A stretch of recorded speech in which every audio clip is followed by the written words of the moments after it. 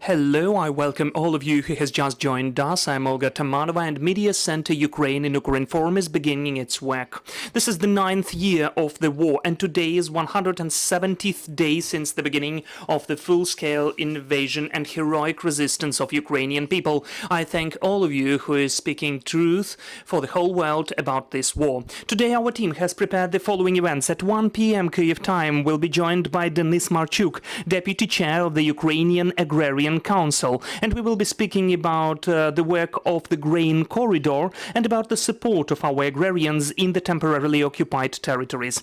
At 1:30 p.m. we'll get in touch with Natalia Humaniuk, head of the United Coordinating Press Center of Security and Defense Forces of the South of Ukraine, and we'll be speaking about the situation in the South and on the Black Sea. And at 4 p.m. we'll have the presentation of the project Dialogues on the War. This will be 3 video conversations of a schoolgirl with veterans of the ongoing Russo-Ukrainian war. Just now we will have the presentation of the project on the restoring and preserving of Ukraine's cultural heritage, which has the name Save Ukrainian Culture. I'm inviting our first speaker for the presentation, that is Anastasia Bondar, Deputy Minister of Culture and Information Policy in charge of the digital development. So please, Anastasia, the floor is yours.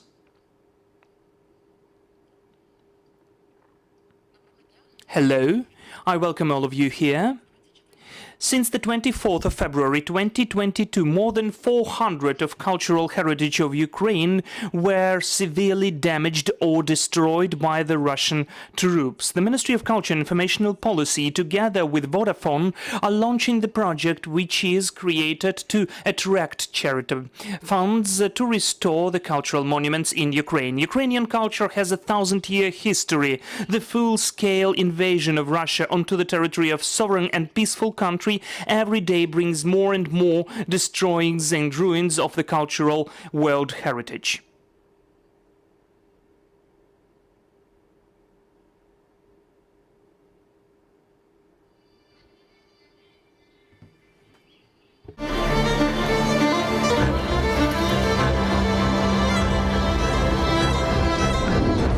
Russian troops are destroying peaceful civilians' homes every day. Russia doesn't care about architectural monuments and shells Ukrainian cities chaotically. Historical sites are constantly under the threat of artillery attack. Since 2014, the Russian Federation has violated international humanitarian law and international conventions. Russia has already been annihilating the Tauric Kherson Essos. It has also damaged the Bakhchisarai Crimean Hun's Palace, the only example of Crimean Tatar palace architecture. Це не надбання тільки України, а надбання людства.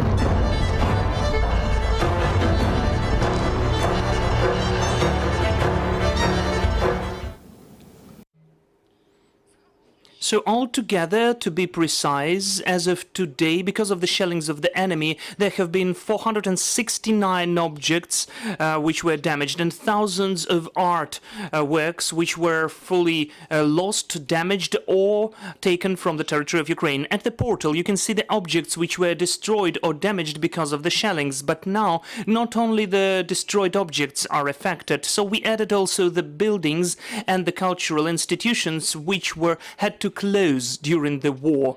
So you can find them on the portal. You know about the big restoration project. So unfortunately, since the beginning of the full-scale invasion, we were obliged to suspend it. Those are dozens of cultural institutions which were waiting for restoration this year. So as of today, together with the company of Vodafone, we are offering to everybody who is not indifferent, to all the leading institutions, the sponsors and the world governments, to join the preservation and recovery of Ukrainian and world cultural heritage. As for now, the portal has 15 objects uploaded, with the distribution in such subcategories: fully destroyed, damaged, and those which had to suspend its activities. Considering the number of the damaged objects, this list unfortunately will be constantly expanding, and assessing the losses and the opportunities to calculate the restoration, we will update the sum of money which is shown at the website. But as of today, to conduct the restoration of the presented objects on the portal, that is 4 fully destroyed objects, 5 damaged and 5 destroyed, we need more than 470 million hryvnia. So to join and to help today to restore Ukrainian culture can be done by anyone when you transfer any sum of money to the special account of the Ministry of Culture and Information Policy, and the sponsors can become the main donors of any objects, transferring the full necessary sum to restore and to become the respected, honorable guest of this institution forever. Now I'd like to give the floor to the representative of Vodafone company, please, Olga Deyneha, who is the Director for Corporate Governance and Control at Vodafone Ukraine. I would like to express my gratitude to the Ministry of Culture for the opportunity to join such an important for our country project. And we are all now working at lots of front lines. Each of the Ukrainians, the entrepreneur, the bigger business. Of course, for the company of Vodafone Ukraine, the most important is the recovery of the physical infrastructure. As of today, the losses of our company are more than 2 billion hryvnia. The physical infrastructure is damaged every day because of the Russian aggression. However, we are working not only for each Ukrainian to have an opportunity to make a call to their relatives and to ask such an important question, how are you? We are also working every day, besides the restoration of the basic stations and fiber connections, our bigger infrastructure, we are helping where we can. We are procuring the equipment for the hospitals, for the emergencies. We are organizing humanitarian freights and relief. And every day, as it seems to me, every Ukrainian is posing the question for himself or herself, what else can we do for our country during such hard times? And the most painful is that during this war, besides the ruining and destroying of the physical objects, we also see the destroying of our heritage. So this is the most painful from the perspective of the worries and where we can be involved. Maybe you can ask why Vodafone Ukraine, as we are providing connection. We are connecting people. But as of today, we are the operators. One of the main works of our business is the creation of content and so-called digital infrastructure, which today and in the modern business, it has the importance which is not less. So that's why so many our common projects and our own projects are the creation of digital infrastructure. One of these projects, which we deal with since 2015, is the project Find and Follow. And we are implementing it together with the local communities. So this is a kind of a self-guide when digitally you are able to select the way and to conduct the excursion, to get to know more about our native land, about the heritage objects and the cultural monuments. So now you can see what you can find at the website of our project, that we have added the button Cultural Patronage. And when the colleagues from the Ministry of Culture came to us with a request to create the website Save Ukrainian Culture, we have instantly joined because it touches the heart of each Ukrainian. So I urge from my behalf all of the donors, the sponsors, the governments of the countries, of the EU countries, to join this incredibly important for each Ukrainian project, to donate. And at the website, if you click it, you can watch about this project, about all of those objects. You can see the detailed information. The sooner we restore the objects of our cultural heritage, the easier we will feel as each of the Ukrainians. So I'd like to finalize with the words that digital technologies help to support our national identity. And Vodafone is not only a technological company, we're also a European operator with the Ukrainian soul. Thank you. So in fact, now I will show how the website is working. I would ask my colleagues to help me. So I would ask our technical team, could you show the video?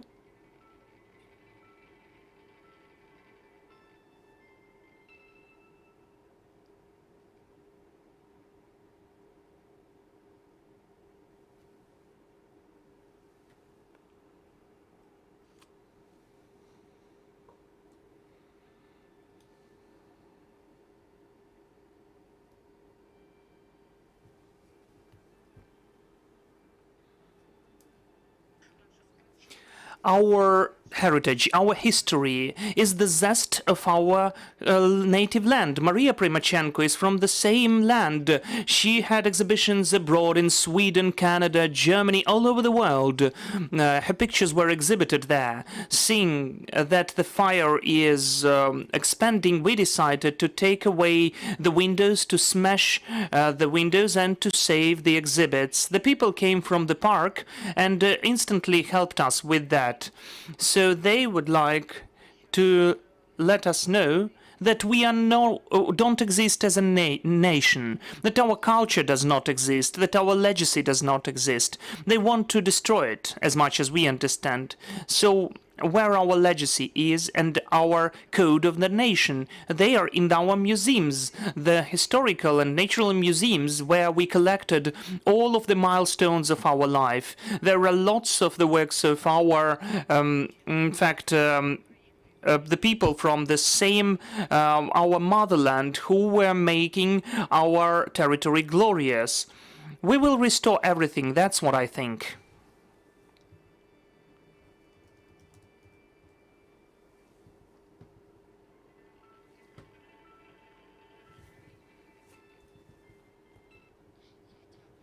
I thank you, and I'm inviting Anastasia to the floor for the Q&A session from the journalists. I think you can stay as well. Maybe there are any questions for you as well. Anastasia, we just have seen at the video the Ivankovo Museum. We heard that several objects will be done like this. Am I right thinking that those objects are on the liberated territories, which are already governmentally controlled, right? Well, you remember last time I presented the platform of cultural crimes, where we have the review of all of the objects which were destroyed, and as of now they are 469 and they are located all over the territory of Ukraine. Today we are speaking about the objects which we have access to, when our teams were able to go there and to shoot this footage, and where we can instantly do something for restoration. So we can see lots of examples of this communication of the non-state sector with the state sector, and it leads to wonderful outcomes. Maybe you've got any other projects which you are implementing together with the businesses and which are created to restore our cultural heritage. So altogether, I really like the direction of the private-public partnership. I do hope that it will be developing in our country, including the cultural sphere. In the ministry, we are working to make it working at the legislative level. So, of course, we've got lots of projects as of today, but mostly we are communicating with the ministries of culture of different countries to encourage the representatives of the foreign sphere to invest money into the recovery of Ukrainian culture. Dear colleagues, are there any questions, please? Hello, Yulia Vakun, Ukrinform. I did not understand how the mechanism of these donations will work. Will it be some .t one-time donation, or is it some common account? Who will distribute this money, and which objects? Who selected the priority is, the top priority of these projects? Because this selection is not 469, those are just several. Thank you. As of now, the special account has been opened by the Ministry of Culture and Information Policy to collect money to restore cultural heritage. This is a special account just for these needs. As of the objects, we will add objects while we will be able to assess the losses and expenses, because this process is very complicated. If the restoration of residential buildings, the builders can instantly understand that if they have 50 or 60% of the building destroyed, then they should demolish it and to create the new one. But if we speak about the objects of cultural heritage, we need to assess the restoration works. This is not only the restoration of the building, it includes the collection. So it depends on how quickly we or the representatives of the communities who are dealing with the assessment of losses can provide those sums of money for us to make them public. And of course, we will add it as soon as we get to know about that. Are there any other questions? Do I understand correctly that the objects which you are presenting today are already assessed? So could you name the sum? 470 million hryvnia. Thank you. Then one more question. As for the objects which are now at the temporarily occupied territories, and for instance were damaged as well, do you know anything about them? Is it possible to assess the losses? We conduct the registration, the counting of these objects. Cultural Crimes and mkit.gov.ua is the project, is the portal where we have the presentation of 469 objects. There you can read about the losses which we could calculate, because unfortunately we don't have access to the occupied territories and to the objects to understand the level of damage. But unfortunately, as of today, we know that in lots of the museums of Mariupol, they just took away the collections. So we consider them to be stolen and lost. I thank you. As for the help, as of now, we have presented all the bank details, so any person can find it and transfer money. Just in several days, we'll create the opportunity to pay with your credit card or debit card. For anybody who wants, you will be able to join. So there will be the option to choose a certain object which the person can donate for. Yes, we would select an object and then maybe some even specification later. Maybe you will be able to see whether you are providing the money for the museum fund or for the building or for the territory itself, for the person to choose where he or she would like to attract money. Could you please tell about the mechanism for the bigger businesses? If anybody of the heads of founders can see it and would like to join this project, what's the algorithm of their actions?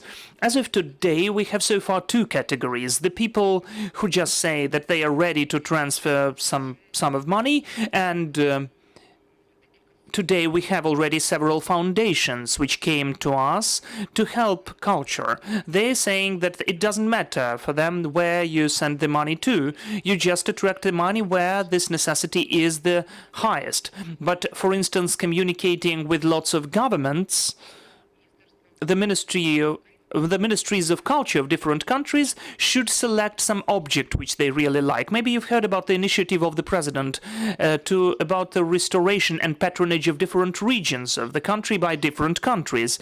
So we are also communicating with the countries for them to select a specific cultural object for patronage and restoration. We thank you for the information. We had Anastasia Bondar, Deputy Minister of Culture and Information Policy in charge of the digital development, and Olga Deyneha, Director for Corporate Governance and Control at Vodafone Ukraine. I thank you, dear colleagues. I remind you that the next briefing will take place at 1 p.m. Kyiv time. We will be speaking about the grain corridors, the export of products, so stay with us.